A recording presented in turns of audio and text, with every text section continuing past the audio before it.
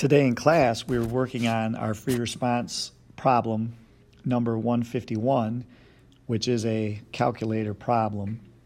And I want to run through a more detailed discussion of each solution. So in this problem, the rate at which rainwater flows into a drain pipe is modeled by the function R, and R is this R of t right here, which is 20 sine of t squared over 35. And that's cubic feet per hour. That's a rate, so it's a derivative. T is measured in hours. And this function applies to the closed interval from 0 to 8. The pipe is partially blocked, allowing water to drain out at the other end of the pipe at a rate which is modeled by d of t. So d of t is this function here. And that's also cubic feet per hour. And it's also on 0 to 8, closed interval. And then we're told that the initial condition is, at t equals 0, that there are currently 30 cubic feet of water in the pipe. That's when we start at time t equals 0. So that's the setup for this particular problem. We have a function which is a rate that tells us the rate of water coming in.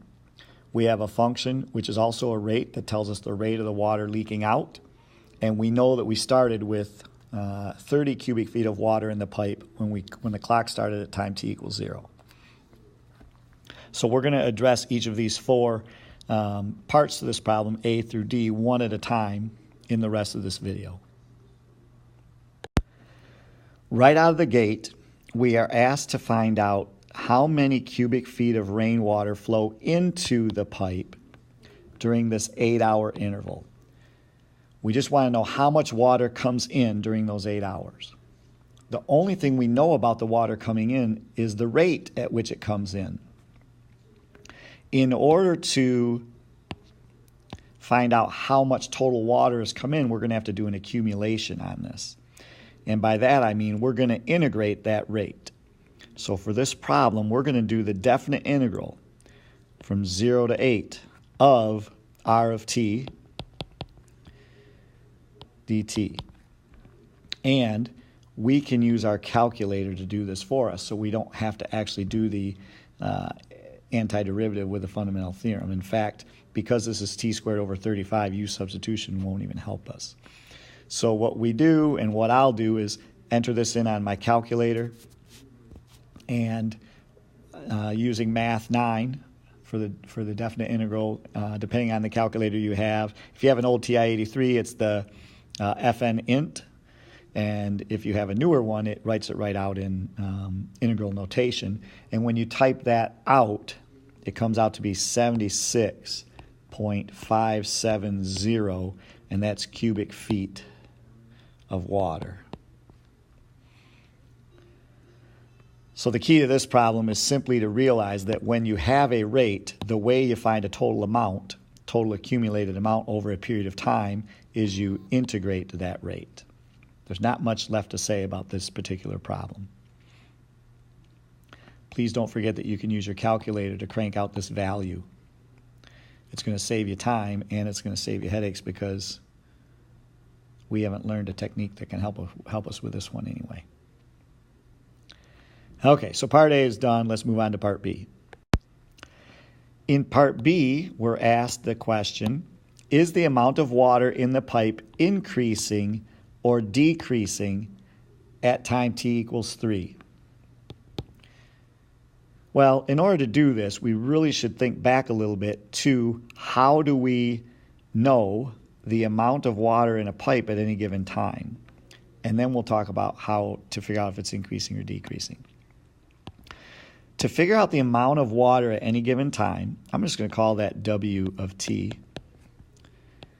We start the clock at t equals 0. And at t equals 0, I know I have 30. But then what's going to happen is we're adding some water in and we're taking some water out. In the last problem, we talked about how to accumulate the amount of water coming in. The amount of water coming in is found by doing a definite integral on R of t. So what we're going to do is make an accumulating integral from 0 to t, and I'm just going to change variables so we don't lose, so there's no confusion here.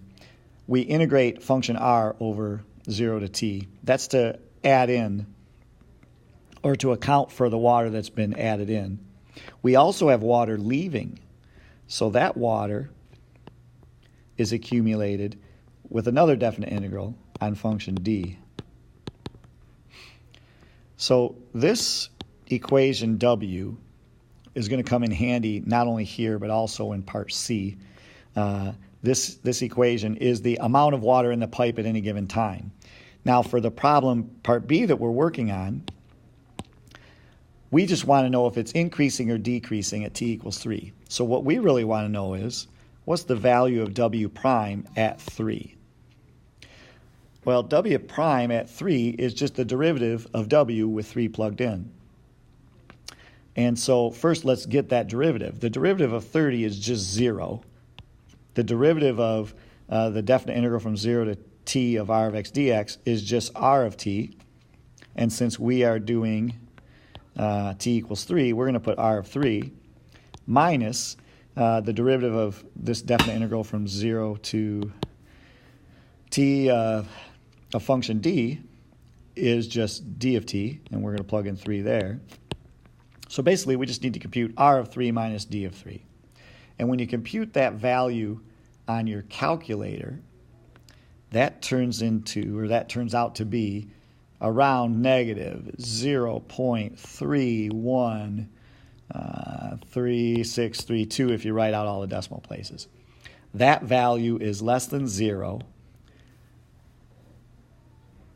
So the water in the pipe is decreasing at time t equals 3. The amount of water is decreasing.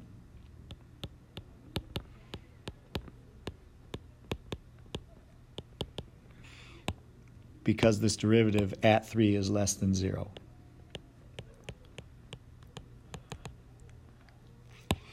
That's supposed to be a g on the end there, just pretend.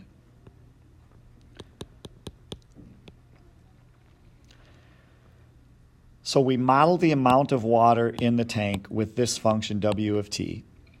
To find out whether it's increasing or decreasing, we take the derivative and we plug in 3. Well, the derivative is just r of t minus d of t. And we plug in 3 and we get this negative value, so we know that we're decreasing. Now remember, I said we're going to need this function w and then when we do letter C here, so I'll be rewriting that again on the next screen.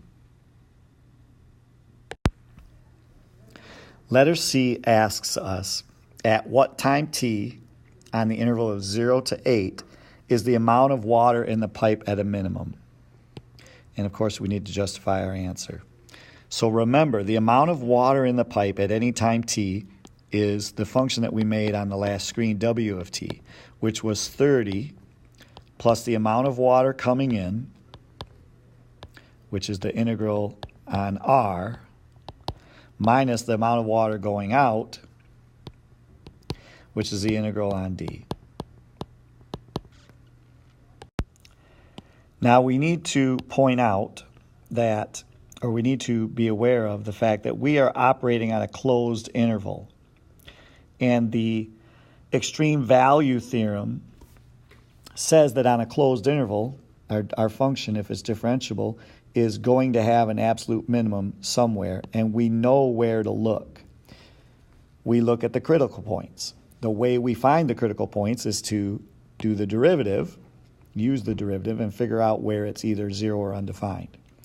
So let's quickly get the derivative of this thing, which we already talked about on the last screen. The derivative, w prime of t, is essentially just r of t minus d of t. We talked about that in the last screen. The derivative of 30 is just 0. Right, so that one's gone. And then this derivative, you just take t and plug it in there. Oops, I'm on the wrong thing. And this derivative, you take t and plug it in there. So we've got our derivative, and we want to know when this thing is either equal to 0 or undefined. Well, since this is a polynomial, that one's never undefined, and the sine function is also continuous, so it's not undefined. So we're essentially looking for places where this equals 0. And this is a great job for your calculator. If you solve this equation for r of t, basically what you're doing is you're looking for where r of t intersects d of t. Those will be our critical points. Plus, remember, we have to test our endpoints at 0 and 8. So we're going to test 0, we're going to look for critical points, and we're also going to test 8. Let's talk about how we're going to find these critical points.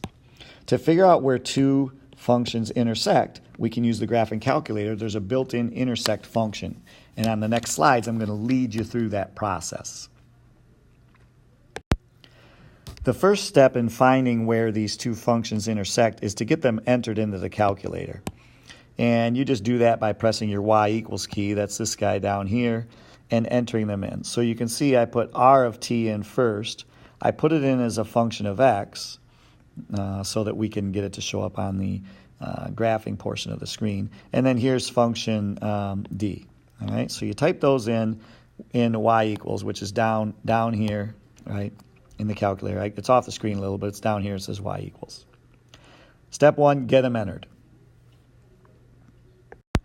The next thing we want to do is we want to be able to see the interval in question when we go to the graphing part of our calculator. So since we're on 0 to 8, I just put x equals -1 for my minimum and 9 for my maximum. That way I know for sure this is going to show up. For the y values, it took me a little trial and error, but between -2 and 9 seemed to make the important parts of this graph show up. And you'll have to tweak with that as you look at your graph for different functions to see where you need to go to see the entire function. But make sure that you have your window set up so that it applies to the interval that you're concerned with. Once your window is set, which, by the way, you can use this button to check your window, you go ahead and press Graph so that you can see a picture of the graph. And what we're looking for is places where these functions intersect on 0 to 8. So here's 0. We already know that's one of our points that we're going to be concerned with. That's our endpoint. 1, 2, 3, 4, 5, 6, 7, 8 is out here. The only point of intersection seems to be this spot right here, which is somewhere between, looks like maybe 3 and 4. Okay? So that's the critical point that we need to locate so we can find out where this minimum is. And to do that, we're going to use the intersect function, which is built into this calc menu right here. You press the second key and then trace, and you can enter the calc menu. There's an intersect function in the calc menu. I'll show you that on the next slide. When you press calc with the second key, you bring up the calc menu, calculate, and we are interested in number 5, which will tell us the intersection of two functions. So we'll go ahead and we'll type 5, or you can arrow down and select that 5th option there. And when you do that, you'll see the graph of your function with a few questions. The first question says first curve, just go ahead and enter. The second question says second curve, go ahead and hit enter. And then finally, for the guess, you'll guess approximately where they're crossing. So you may need to move your arrows a little bit to get it blinking where they're crossing, and then hit enter there. When you do that, it will take a minute to compute, and it will show you the x value and the y value of the intersection, which looks like this. And you can see, after a little bit of cranking, here's the spot that we were zeroing in on. Here's the x-coordinate, 3.2716584. Here's the y-coordinate, which we don't really need, but it is 6.021531. The reason we don't need this is not a value for our w function. This is just the y-coordinate where d of t and r of t cross. What we want is this x value, 3.272, if we're going to round off to thousands.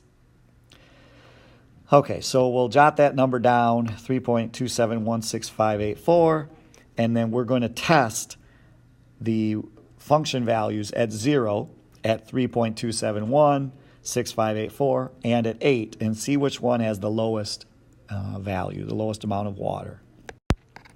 So essentially what we want to do, let me write t first.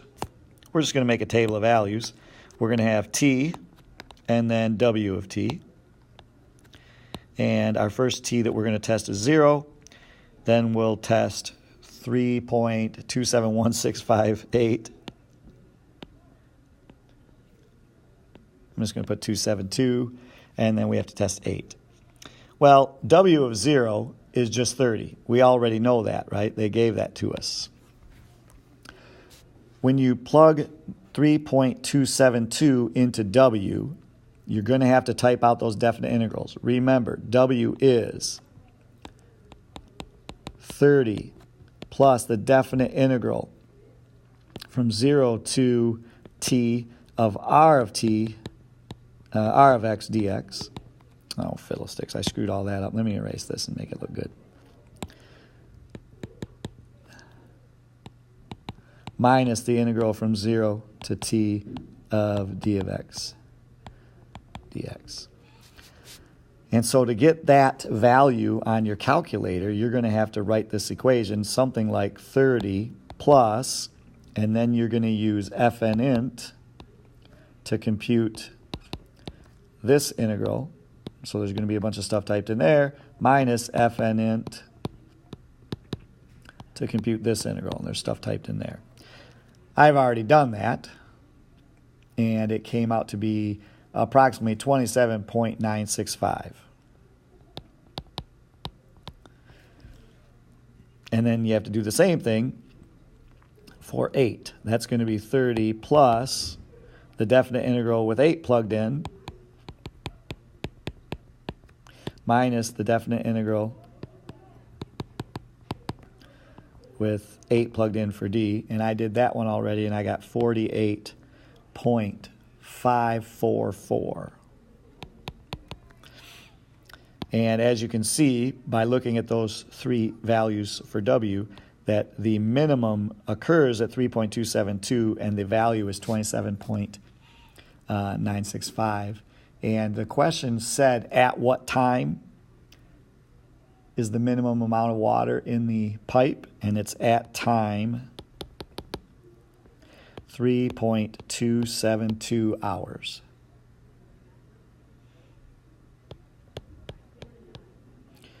So that particular part of this problem was a stinker, and it involves a lot of calculator work, including the graphing, to see where they cross. Let's move on to letter D, and we'll finish this thing up. So for letter D, we are asked, or we're told, that the pipe can hold 50 cubic feet of water before overflowing. For t greater than 8, that means times past the 8-hour time interval, water continues to flow into and out of the pipe at the given rates until the pipe begins to overflow. Write, but do not solve, an equation involving one or more integrals that gives the time w. Now, they're using lowercase w here. Just keep in mind, this w is not the one we've been using, but that gives the time w when the pipe will begin to overflow. So essentially what they've told us is that this pipe is going to overflow when there's 50 cubic feet of water in there. In other words, our W, our old capital W, would be 50 in that case. So the equation that we want to write but not solve is that the amount of water, 50, is going to equal our original function that we had made, which was 30 plus the integral from 0 to, we were using t before, but they want us to use lowercase w in this case. And then we can do r of x or r of t dt, whichever one you're going to use. I'm going to stick with what we did before. As long as these two letters match, it doesn't really matter which letters we use. But this is the incoming water minus the outgoing water. And basically, when you do this problem, what you just want to make sure is that because they told us to use time w, make sure you put a w here and a w here. But this is the equation that you need to solve in order to figure out when this thing's going to overflow, when the amount of water is at 50. Right? But do not solve. So we did that, and that's it. We're good. Okay, so that was not an easy problem. But again, we need to get used to solving these multifaceted free response problems. And we need to become comfortable using our calculator to help make that a little more efficient process. We'll do more later in the week. For now, take care.